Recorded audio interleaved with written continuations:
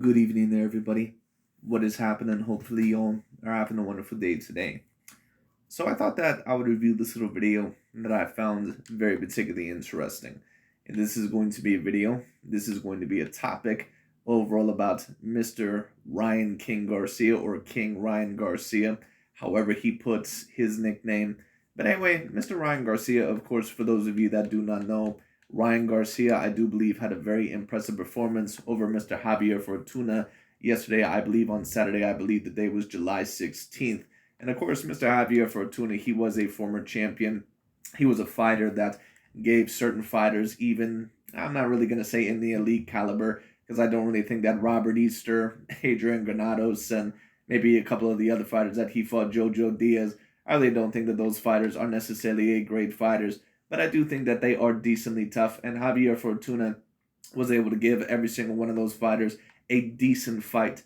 Javier Fortuna was not really able to give Ryan Garcia a decent fight whatsoever. I thought that Ryan Garcia looked very, very good. I thought that he looked very sharp. I thought that he looked the best that he ever had been so far in his career. Now, is there still certain faults that I believe that maybe Ryan Garcia does need to sharpen up on? Yes, I do. But of course, the biggest question about Mr. Ryan Garcia, just like I've been asking also about Mr. Gervonta Tank Davis, is when is he finally going to step into the ring with someone overall that can not only match his athleticism, but also match his skill set? Basically, what am I saying here? When is he finally going to step into the ring with someone overall that is a legitimate 50-50 fight? Now, I've put a little bit more pressure on that of a Gervonta Tank Davis to take more of 50-50 fights. But the reason why that is because I believe that Gervonta Tank Davis is more than likely more prepared than what a Ryan Garcia would be for that of a Vasily Lomachenko or a Devin Haney, or maybe even some of the guys at 140. Because I've seen Gervonta Tank Davis against at least a Leo Santa Cruz and certain guys that may be a little bit bigger than him, like that of a Mario Barrios and a Rolly Romero. And I don't necessarily think that any of those guys are just 100% for sure A grade fighters, besides, of course, maybe Leo Santa Cruz. But Ryan Garcia, at least if you are Oscar De La Hoya, in my opinion, more than likely you are going to have a couple of more fights for that of a Ryan Garcia if you want him to be prepared for the best version of Gervonta Tank Davis. Ryan Garcia is a very big asset for Oscar De La Hoya right now. He basically is looked at almost as like Oscar De La Hoya, almost kind of, well, I don't want to say that necessarily, but when it comes down to it, Ryan Garcia, he almost has a similar appeal. He's got the looks when it comes down to it. He's got a very decently exciting fighting style. He's got great athleticism. He's got great pop in his punches. He is a person that a lot of people are going to want to see. And there was a lot of stars at his fight yesterday, just as there are a lot of stars when it comes to Gervonta Tank Davis's fights. But the big question is about Mr. Ryan Garcia is overall, will he fight Gervonta Tank Davis next? And if he does not face Gervonta Tank Davis next, who is he going to potentially face next? And apparently, from what I'm hearing, it could be possible that Ryan Garcia may face that of a Teofimo Lopez. I've even heard rumors that he could potentially maybe face overall that of a Regis Prograis or a Shakur Stevenson. Do I believe that those fights are going to happen next? No, I do not. But I do believe that the Teofimo Lopez fight, in my view, actually would be the perfect fight. Now, of course, the Teofimo Lopez fight, it's not going to happen exactly next for that of Teofimo Lopez, because Teofimo Lopez, I believe, is coming back in the ring against an undefeated fighter at 140 pounds later on in the year. And if Teofimo Lopez does prove to be victorious in that fight, and if he does have somewhat of a decent performance, even if maybe he doesn't have that decent of a performance, Ryan Garcia may still want to get in the ring with him. At least if you're Oscar De La Hoya, in my view, you may want to put Ryan Garcia in there with Teofimo Lopez. Why is that? Because Teofimo Lopez is an experienced champion. Yes, he is coming off of a loss over George Kambosos, but that also is another reason maybe why you would want Ryan Garcia to get in the ring with him. Because Teofimo Lopez, he's not necessarily, in my view, going to be the same amount of a threat as that of a Devin Haney or that also of a Gervonta Tank Davis at the current moment in time. And in my opinion, Ryan Garcia, at least to be his full sharpest when it comes down to it, he is going to have maybe one or two more fights, especially against an elite caliber, at least overall a fighter that was a former A-grade fighter, or at least still could be debated as an A-grade fighter. I believe that Ryan Garcia, overall, if he were to get in the ring with Teofimo Lopez, that it would be a very, very great test for him. And if he was able to actually look very, very good over Teofimo Lopez. I believe that more than likely he would be very much ready for that of a Gervonta Tank Davis fight, but I believe at the current moment in time that Gervonta Tank Davis is just a little bit too sharp for him, but I could be wrong because Gervonta Tank Davis in his last couple of fights, he really didn't look that impressive at all, at least to his usual standards in my view, but we'll see what happens. And of course, we will give Gervonta Tank Davis a little bit of a break because Gervonta Tank Davis, he is 5'5", I believe with a 67.5-inch reach. He is not the biggest dude, but overall, for those, for a lot overall that is expected, a lot overall is acquired, or a lot all in all is expected when you are ranked on a very, very high level. So we'll see all in all what ends up happening. But anyways, Dante's Boxing Nation, he's going to be talking about the potential of there being a Ryan Garcia, Gervonta Tank Davis fight, or a Ryan Garcia, Teofimo Lopez fight. Let's get into the conversation. Dante's Boxing Nation, what's going on, guys? So after Ryan Garcia defeats Javier Fortuna, I'm expecting him to damn near announce the Gervonta Tank Davis fight next. I'm expecting that it's a foregone conclusion. Just like when Errol Spence, when he beat Yordenis Ugas.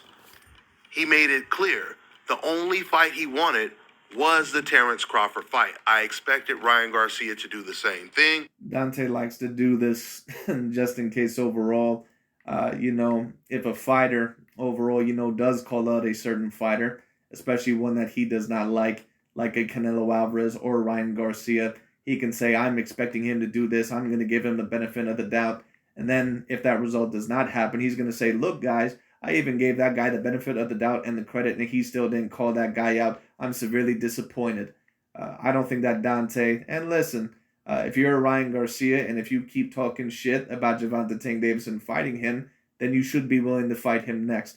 Because Ryan Garcia, even though he is a very young, talented fighter, I do believe that at certain times that he has debatably sold wolf tickets, but it just is what it is. And Gervonta Tank Davis, in my opinion, has been guilty of that as well, at least with that of other fighters. But, we're not going to talk about that necessarily right now. But Dante's Boxing Nation, once again, is just very interesting. And this is a big part of the reason why I do like to review his videos here and there, because I like to review any media platform to where I believe that they have certain undercover machinations or motivations to where a lot of people, they believe that they're being pure or honest in their motivations, when a lot of the time, 90% of people out there, especially in that of the sports media, they're not really being pure or logical or objective with their motivations. They have some sort of narrative or overall underarm plan for their narratives. But anyway. And make it very clear, the only option on the table right now is Gervonta Tank Davis. That is the only fight I want. But instead, Ryan Garcia says he wants to fight Teofimo Lopez if he cannot get the Gervonta Tank Davis fight. Just understand this, guys. Leading up to the Javier Fortuna fight. And there's also been certain videos or certain channels that have stated that they believe that Ryan Garcia, now that he stated that he is not going to be going back down to 135, there has been certain people that have claimed that Ryan Garcia is allegedly ducking that of a Devin Haney, and I do understand why they said that. I do understand because it does seem a little bit coincidental overall that the potentiality of you facing Devin Haney, and now all of a sudden, now that Devin Haney may have a couple of more fights there, all of a sudden you're not fighting him there. But I really don't think that is that big of a deal because there are a multitude of fights that are on the table that could be good for Ryan Garcia, and that fight might be a little bit better later on down the line for Ryan Garcia anyway. But eventually, he is going to have to face that of Devin Haney. Let me also explain this about Mr. Canelo Alvarez, because I may get a certain amount of people in here and they may say, well, you know what, you usually give a lot of credit to Canelo Alvarez, and right now you're kind of calling out Ryan Garcia. Why do you give credit to Canelo Alvarez so much? Because Canelo Alvarez did not face Demetrius Bubu Andrade or Jamal Charlo within those weight divisions. That is very true, but you can argue that Canelo Alvarez, that the reason why I don't really get on Canelo Alvarez's ass that much is because when he moved up from 154 to 160, he fought Gennady Golovkin, who at the time, I would argue, was about 2 or 3 levels above what Jamal Charlo or Demetrius Bubu Andrade have ever been. So that's why I don't really get on Canelo Alvarez's case too much. And then when he went from that division, when he fought at 160, he fought Gennady Golovkin, he fought Danny Jacobs, Andrade, and Jamal Charlo. You can pretty much, when they're at their best, when they're at their peak, when pretty much put all three of those names in a hat, whichever one that you draw out first, second, and third. That's pretty much the order that you have them in. Okay, so that's just my opinion of the situation. And then he went up to 168 pounds. Billy Joe Saunders, you can probably debate maybe slightly under at least a Demetrius Bobo Andrade level. He fought Callum Smith, who is not necessarily the boxer, maybe all in all of what a Demetrius Bobo Andrade is, but he does have a decent amount of more power, and I would argue that he was the more talented athlete. And then you have Caleb Plant, who, in my opinion, he's pretty much on the Jamal Charlo and Demetrius Andrade level. He doesn't really have the power of those two fighters, but he's a very decently slick fighter. Yes, he's a little bit flawed, but I don't know where this narrative comes from that Jamal Charlo and Demetrius Bobo Andrade are just these flawless fighters. People try to act like these guys are like the next Tommy Hearns or Floyd Mayweather Jr. Go ahead and take a look at Demetrius Bobo Andrade's fights against Jack Colque. Go ahead and take a look at his fight against Liam Williams overall, and that was just last year. Demetrius Andrade, in my view, don't get me wrong, he is a decent fighter, but he has been vastly overrated with his skill set. Jamal Charlo, take a look at his fights against Matt Korobov, who pretty much is a C-grade fighter at this point. Take a look at his fight against Austin Trout. Take a look at his fight against a couple of other fighters. All right, Jamal Charlo, if he was going to face Canelo Alvarez at his best, Canelo is not going to lose to him, in my view. That's why I don't really get on Canelo Alvarez's case too much, because I'm sorry, but Andrade and what's his name, Charlo, those guys, to me, there's been a certain amount of guys that Canelo has already fought within his career that probably were already 2 to 3 times more deadly than what those guys really ever have been, even at their best. So I'm sorry, it just is what it is. Now, don't get me wrong. That is not me stating that I would not want to see those fights. But the difference in this situation is that Ryan Garcia, if he's moving up to 140 pounds, and if he's facing a Teofimo Lopez, Devin Haney very clearly is not more dangerous at the current, Devin Haney very clearly at this current moment in time is better and greater overall. And overall, he is more dangerous than that of a Teofimo Lopez. Or maybe if you were going to face someone like a Mario Barrios, something like that. That is the difference. Because when Canelo left 154, there was no fighter there left at 154 that was better or greater than Gennady Golovkin. Really even better or greater at the current moment in time than what Miguel Cotto was at the 160-pound weight division. So that's what the difference is. That has to be explained. Anyway. Full promotion of the Javier Fortuna fight, Ryan Garcia, he talked about nothing but fighting Gervonta Tank Davis. Now, after he beats Fortuna, he's saying if we can't make the Gervonta fight, I want Teofimo Lopez? It doesn't make any sense. Why didn't he say this before the fight? And understand this, guys. Well, I really don't have a huge problem with it, especially since Ryan Garcia, he's 23 years old now. I understand there's certain boxers that at 23 years old had already accomplished things that he has not accomplished, but Ryan Garcia right now is still not a finished product. And if you're an Oscar De La Hoya overall, and if you want to be careful with Ryan Garcia, and if you want to sell him to the masses, which so far has been somewhat working, but when it comes down to it, if you really want to make him and maximize his star potential, you're going to have to get him in the ring, in my opinion, with some experienced fighters. Gervonta Tank Davis, in my view, when I take a look at Gervonta Tank Davis, this is pretty much going to be the best that he's ever going to be. Or at least when I take a look at him, if this is not the best that he's ever going to be, it's pretty damn close. It's almost kind of like Canelo Alvarez when I looked at him when he fought Floyd Mayweather Jr. Do I believe that Canelo Alvarez is a better fighter now than what he was probably when he fought Floyd? Yes, but Canelo was still looked at as a very, very, very great fighter even back then, or at least a very, very decently great talented fighter on the come-up. It was kind of like the old master when it comes out. If you've ever seen those movies, it was kind of like when the old master overall would beat the new up-and-coming, new thing, the new overall, stallion. So when it comes down to it, that's sort of what that was about. But Ryan Garcia, you can tell in my opinion that he is not necessarily a finished product quite as of yet. And I think that he is going to have to get a couple more fights in my view. Now, if you wanted to throw him in there with Gervonta Tank Davis next, you could. And that could be a possibility as to why Gervonta Tank Davis is not taking a lot of big fights as well, because they may be waiting for that fight, because that is one of the biggest fights, at least in terms of a market value, in terms of boxing. But anyway. It would be different if Ryan Garcia, he was saying, look. But once again, I do find it interesting, and I do agree with Dante and some of these other channels saying that Ryan Garcia does need to get in the ring with better tier competition. But I find it very particularly interesting. They'll call out Ryan Garcia and Teofimo Lopez and Vasily Lomachenko. But when it comes to Gervonta Tank Davis, allegedly facing a Devin Haney or Shakur Stevenson or someone else, they keep their damn mouth shut. They don't say a damn thing about it. So once again, I review these channels because, not because I'm necessarily trying to attack them, but because a lot of the times they try to represent themselves as full-on truthful when it comes down to it, and all in all, being for the public, and that's not really what they're about. They have a very big racial issue and a bias issue. It just is what it is. All right? But anyway. If I can't get Gervonta Tank Davis, I want Devin Haney for undisputed. And of course, Ryan Garcia, now that Devin Haney is undisputed, he's saying that he doesn't care about undisputed, et cetera, et cetera. He even went so far as to say, I wouldn't be proud of becoming undisputed, beating George Kambosos. But yet, before the Haney-Kambosos fight was announced, guess who was calling out George Kambosos? Ryan Garcia. Ryan, he also likes to create these diversions using these code words, like calling Devin Haney boring, as a justification for why he doesn't want to fight him for all of the belts. But remember, guys, Ryan Garcia is also the same person who admitted when everyone was talking about the Super 4, Ryan had said on multiple occasions that he felt Devin Haney would be the most difficult fight. In fact, and he may be correct, because Devin Haney, in my view, he probably would be the most difficult fight for Ryan Garcia. Now, even taking a look after the performance that Devin Haney had over George Kambosos, do I believe that that fight would look as bad as, say, like the Oscar Valdez versus Shakur Stevenson fight?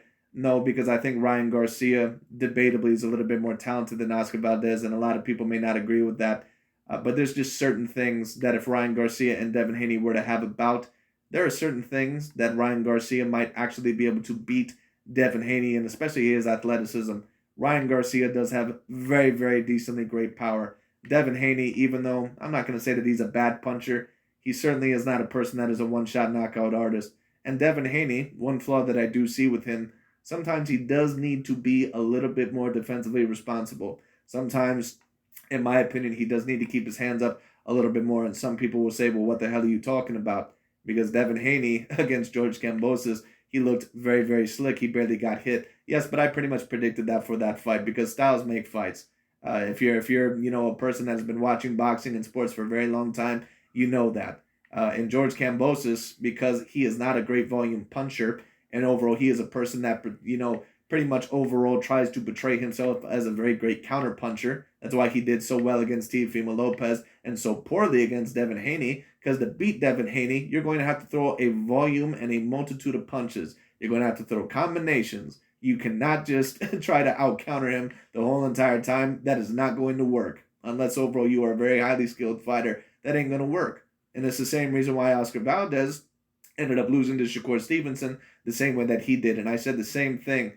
Both George Kambosos and Oscar Valdez, they were going to have to make that fight very, very ugly if they were going to win that fight, and neither of them tried to do that. I mean, they may have tried to do it here and there, but you can tell that Devin Haney and Shakur Stevenson, that they were just way too skilled for them. Not only that, but Oscar Valdez and, what's his name, George Kambosos, especially George Kambosos, he was not really meant to beat a fighter like Devin Haney. He just had the complete wrong style for it.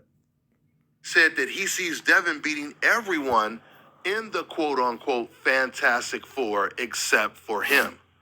Toughest challenge would be, I think, against Devin Haney. I got Devin Haney. I think Devin Haney, you see with Nakatani, Lopez had a little bit of trouble with that right hand over the top. I think Devin's even a little bit more craftier, obviously more craftier than Nakatani. I think Devin beats Teofimo. I think that Devin would certainly beat Teofimo Lopez now. And even both of them at their best, I think that maybe Teofimo could have won. But Teofimo, in my view, is never mentally going to be the same after he lost to George Kambosos. Now, maybe I'm wrong.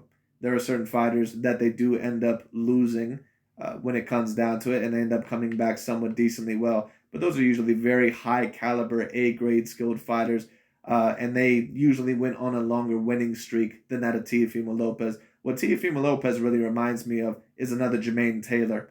a fighter that has extraordinary gifts, and extraordinary talents. He was able to defeat, one of the great fighters, Bernard Hopkins, in two separate occasions. But because he let hubris and certain other problems get to him, his career ended up being very, very, what's the word that I'm looking for? It ended up being very underwhelming after those two fights, because after that he ended up losing to that of Carl Frost. I believe he lost to Arthur Abraham.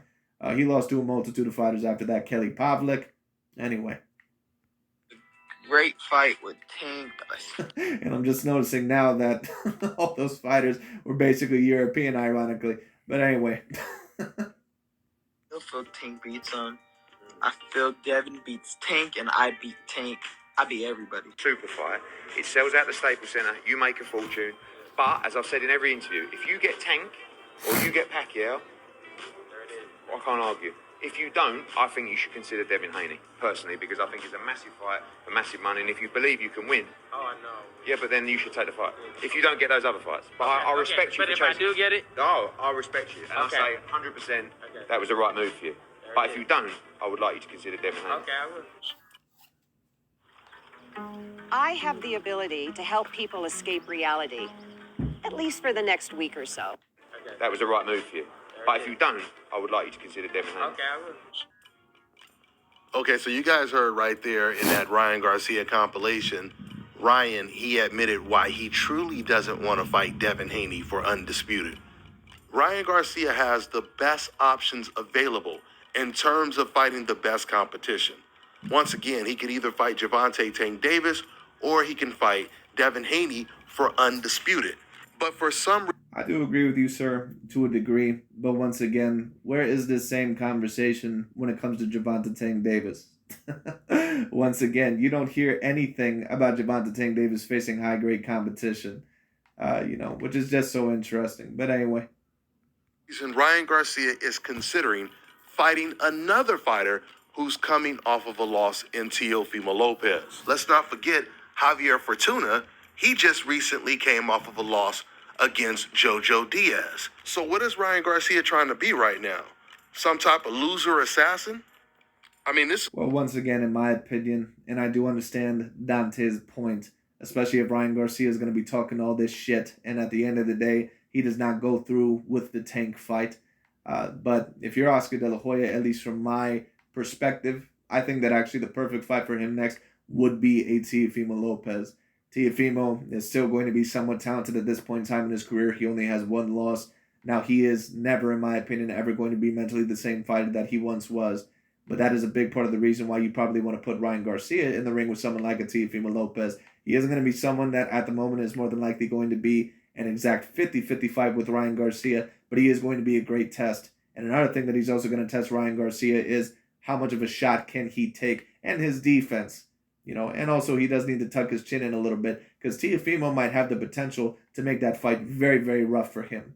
Also, another great fight, I think, for Ryan Garcia there could eventually be Jose Zepeda. That'd be another great fight since he wants to stay at 140. And there might be a couple of other fights there as well. Not making any sense. Not to mention, a Ryan Garcia fight versus Devin or Gervonta is way bigger than fighting against a Teofimo Lopez. Guys, if you've been watching boxing long enough and you've really, really paid attention, you'll notice a pattern. You'll notice that whenever a boxer or a promoter says we're either fighting against fighter A next, which usually is the toughest challenge of their career or one of, or we're fighting against fighter B or C next, which is always coincidentally a more easier opponent. Well, history... No shit. Because overall, if plan A doesn't work, then more than likely, especially in the fight game, plan B is more than likely going to be a lesser opponent. That does not take a genius to figure out. But anyway, when it comes down to it all in all, like I said, we'll see overall what Mr. Ryan Garcia does. Now, of course, one could argue that maybe Ryan Garcia could have argued, well, maybe plan B could be Devin Haney. But I think Ryan Garcia and Oscar know that maybe he may not be quite ready for that of a Devin Haney. But we'll see what happens. But the Gervonta Tank Davis fight is a very, very big fight. It's proven that when fighters and promoters say things like that, the fighter usually ends up fighting fighter B or C. not fighter A. But listen, guys, as crazy as this may sound, I would give you that when it comes down to it. And what that tells me more than likely is that maybe Ryan Garcia and Oscar De La Hoya, they may go after that Teofimo Lopez fight. And in my opinion, and some people may think that I'm going a little bit easy on Ryan. Like I said, I do think that he needs to get in the ring with higher grade level competition. But you have not even fought a fighter anywhere near close to what Teofimo Lopez is. And right now, I don't even think Teofimo Lopez is an A+ fighter. He maybe is an A- fighter at this point in time. I need to really see how he is mentally after that loss over George Kambosos. But we'll see what happens. to you, there's still a very good chance that we can get this fight between Gervonta Tank Davis and Ryan Garcia, because I know that Al Heyman and the PBC series, Mayweather Promotions, I know they're going to push really, really hard for this fight. So that's going to make it very difficult for Ryan Garcia to not take it. Ryan Garcia, he was saying things like he's going to record all the negotiations, so if the fight doesn't happen, he'll have proof of it. We'll see. We'll see. We'll find out in the next couple of weeks who really wants this fight and who doesn't want it. And one last point before I wrap this video up, going back to Teofimo Lopez. The fact that Ryan Garcia never mentioned Teo's name leading up to this Fortuna fight, and now all of a sudden he comes out and he mentions Teofimo Lopez's name, it sounds like Ryan has been already talking with Golden Boy about fighting Teofimo Lopez before he even announced it, before he even took the Javier. Which more than likely he probably already has. But we'll see all in all what happens. Fortuna fight. Because that's not something you just think of after the fight. This comes off as premeditated. That's all I got for now, guys. I'm on to the I would agree with that. But we'll see what happens. next one. But anyways, that's really about it for this video. I just thought that was very particularly interesting. So what do I believe is the best move for Ryan Garcia next if I was his promoter? And overall, if I was trying to get him more experience, I would put him in the ring with more than likely a Teofimo Lopez. I think that would be the perfect fight to put him in there with next. Or the perfect fighter, excuse me. Maybe some other fights. Maybe Jose Zepeda. Maybe if you wanted to, an Isaac Pitbull Cruz or a Jojo Diaz. But I think at this point that those fighters are a little bit too small. But we'll see what happens. But I would love to see a Ryan Garcia versus Teofimo Lopez fight. That would be a great matchup. It would be great for Ryan. It also would be great for Teofimo to see all in all if he can be back on top. And they're both similar in size. It would be great experience for Ryan Garcia because he would really possibly feel the power of that of a Teofimo Lopez. Teo is a very good counter puncher. And who knows, maybe if he wins at 140 in his next fight, especially over an undefeated fighter, he could have some very good confidence coming into that fight. In my opinion, that would be a hell of a fight. That probably would be the fight, in my opinion, that I would prefer for Ryan Garcia next, even though the Gervonta Tank Davis fight is that much more bigger. And Gervonta Tank Davis, in my opinion, the fight that I would prefer for him next probably would either be a Vasily Lomachenko or maybe a Devin Haney, but if not one of those guys, then maybe he can find someone else. I'm not necessarily sure. But once again, the reason why I'm more on Tank's ass than that of Ryan's is because Gervonta Tank Davis, at least when he's at his best, which he has not really looked like within his past couple of fights, but he already looks like an A+ fighter to me. Ryan Garcia does not look like an A+ fighter. He looks like he's getting there. But Ryan Garcia, at the current moment in time, he still does need certain experience. And if Gervonta Tank Davis and Devin Haney roll in the ring with him right now, and if you put him in there with fighters that have that A-grade ability and, maybe a tad bit more experience than that of a Ryan Garcia, he could end up just being overall another fighter that, even though at one point in time decently popular, he doesn't really end up being much for the rest of his career, someone like a Victor Ortiz. But we'll see overall what happens. Should be very, very particularly interesting. But anyways, that's really about it for today. Thank you so much for watching, and we'll see what happens.